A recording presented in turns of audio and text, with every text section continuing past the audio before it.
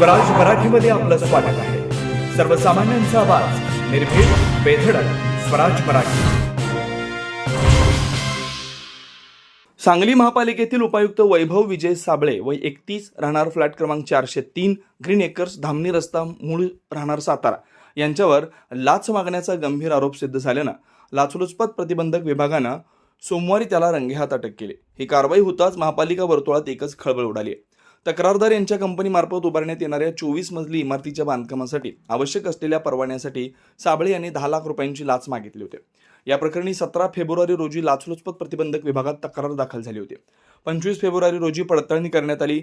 साबळे यांनी स्वतःसाठी लाचेची मागणी केल्याचं निष्पन्न झालं. तडजोडीनंतर ही रक्कम 7 लाखांवर आली आणि त्यानंतर सोमवारी ही सापळा कारवाई करण्यात आली. साबळे याला सांगली महापालिकेच्या मुख्यालयातून ताब्यात घेण्यात आलं. सायंकाळी उशिरा त्याच्या राहत्या घरी झडती घेण्यात आली. यावेळी काही महत्त्वाच्या कागदपत्रांची तपासणी करण्यात आली. भ्रष्टाचार प्रतिबंधक कायद्यानुसार विश्रामबाग पोलीस ठाण्यात गुन्हा नोंदवण्यात आला. ही कारवाई लाचलुचपत प्रतिबंधक विभागाचे नूतन उपअधीक्षक अनिल कटके आणि तत्कालीन उपअधीक्षक उमेश पाटील यांच्या नेतृत्वाखाली करण्यात आले. यामध्ये निरीक्षक विनायक भिलारे, किशोर खाडे, प्रतिम चौगुले, अजित पाटील, सलीम मकांदार, ऋषिकेश बडनीकर, पोपट पाटील, उमेश जाधव, रामहरी वाघमोडे, सीमा माने, धनंजय खाडे, सुदर्शन पाटील, अतुल मोरे, चंद्रकांत जाधव आणि वीणा जाधव आदींनी सहभाग घेतला.